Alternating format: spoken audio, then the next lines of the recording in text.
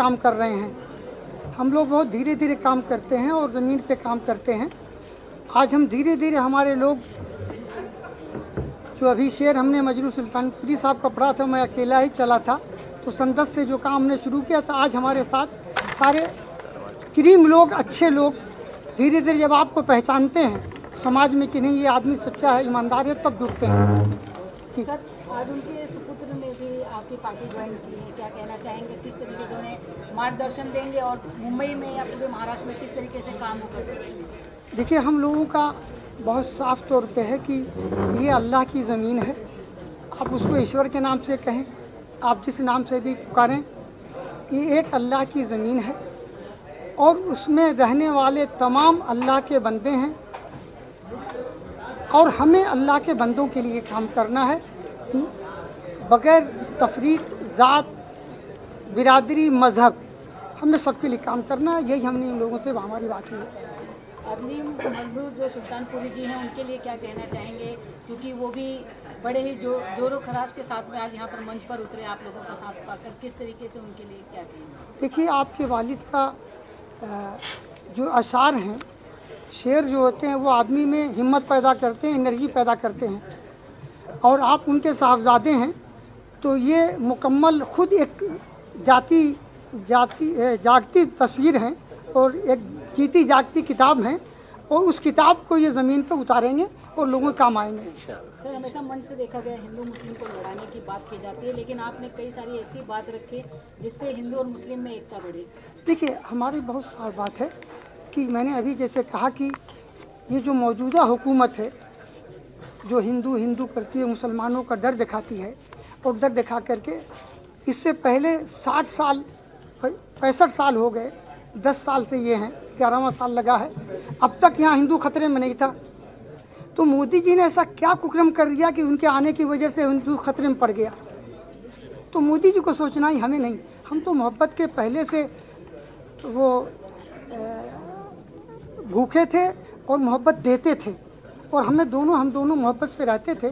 कुछ लोग पैदा हो गए हैं लड़ाने वाले, ये कुछ चंद दिनों की बात है, सब आया राम है और गया राम है। अजीम सर क्या कहना चाहेंगे, किस तरीके से काम करेंगे, क्योंकि हमेशा आपके जो मुद्दा है उन्हें लेकर आप आगे चलते थे, उनके मार्गदर्शन जिस तरीके से लोगों को वो दिया करते थे या बहुत सारी चीज़ें उन्होंने की इस देश के लिए, आप किस तरीके से उनकी बात को रखेंगे और आगे लेकर चलेंगे इन सभी चीज़ों को? देखिए, जिन्होंने जैसे शेख साहब ने कहा कि मैं खुद एक जीती जागती तस्वीर हूँ अब्बा की, मजरूर सुल्तानपुरी साहब की, तो मैं अगर ज़मीन पे उतरा हूँ तो काम को पूरा करेंगे। उसकी सबसे बड़ी बात यह है कि उनका नाम को लेके उतरूँगा, उनकी नाम की इज़्ज़त रखूँगा और उनका काम जो अधूरा जो उनके अशार में दिखता है उसको पूरा करने की कोशिश करूँगा और दिल से मेहनत करूँगा और अल्लाह की मदद लेके करूँगा। अकेले नहीं कर पाऊँगा जब तक अल्लाह की मदद ना हो, लेकिन ये ज़रूर है कि उनका नाम मेरे पीछे है, तो मुझे मालूम है हर कदम फूक फूक के रखूँगा कि उनका नाम मेरी तो कोई औकात ही नहीं है, उनका बहुत बड़ा नाम है, तो मैं ऐसा कुछ काम ना कर लूँ कि उनके नाम पे धब्बा पड़े।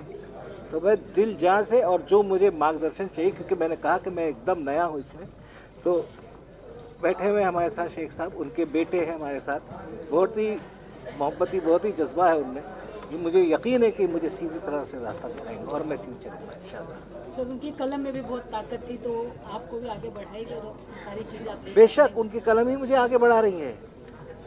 बिल्कुल, वो कहते हैं ना कि जला के मिशले जहाँ हम जुनू सिफात चले, जो घर को आग लगाए हमारे साथ चले। तो घर को आग लगाना नहीं कि अपना घर बुझाओ जला दो, कहने का मतलब है कि जो उसके लिए तैयार है, आखिरी चीज़ के लिए भी तैयार है, तो चलो मेरे साथ कि उस सामने इंसाफ। मैं समझता हूँ अभी तक आप अकेले थे जी, अब एक पूरा परिवार आपके साथ है, जज़ाकल्लाह तो खैर। परिवार मिल करके उस लड़ाई को जो उनके अधूरे काम है सब लोग मिल के पूरा करेंगे। मैं समझता हूँ कि ये ज़्यादा बेहतर आपके सवाल का जवाब है।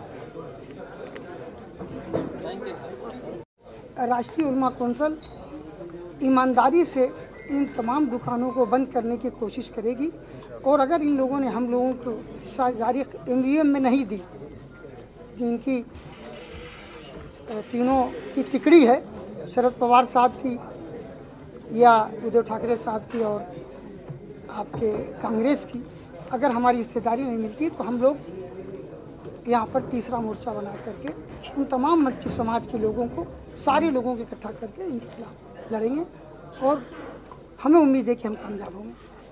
सर मुसलमानों को हमेशा से एक वोटिंग का जो है माध्यम माना जाता है, जिस तरीके से आपने कहा, तो क्या आज उन्हें जागने की या अपने लिए लड़ने की ज़रूरत है? ज़रूरत तैयार हो गए हैं, अब उनके अंदर भी ये ललक पैदा हो रही है कि गुलामी नहीं दरबार में, हमारा नारा जो है अब रहेंगे सरकार में, तो उनके अंदर भी ललक पैदा कर दी गई है, उनके अंदर भी चाहत पैदा हो गई है। और ये चाहत थोड़ा वक्त लगेगा, लेकिन ये चाहत 2-4 साल में पूरे तौर पे आ जाएगी और पूरे मुल्क में एक इनकलाब आएगा, बदलाव आएगा और लोगों को हिस्सेदारी देनी होगी। जिसको भी यहाँ हुकूमत करना होगा, जिसको भी हुकूमत करना होगा वो हमें हिस्सेदारी देगा, जिसको भी। सर क्या कहना चाहेंगे, जिस तरीके बहुत सारी चीज़ें उन्होंने रखी है, तो आप क्या सोचते हैं कि ये देश में या खास करके मुंबई में आप रहते हैं बांद्रा इलाके में, तो वहाँ के लोगों के लिए किस तरीके से आप लड़ेंगे और आगे बढ़ेंगे? ये इन्होंने जो बयान दिया है वही चीज़ जो है असल चीज़ है कि हम मोहब्बत को लेके चलेंगे, हम मोहब्बत की दुकान नहीं खोलेंगे, हम मोहब्बत को लेके चलेंगे। सामने वाला जिसके साथ जुल्म हो रहा हो, चाहे वो हिंदू हो चाहे वो मुस्लिम हो, जो भी हो, हम उसकी मदद के लिए उतर चलेंगे।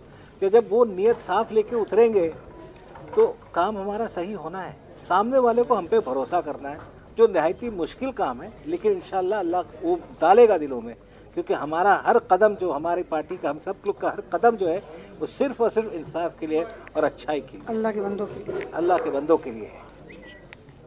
बहुत शुक्रिया।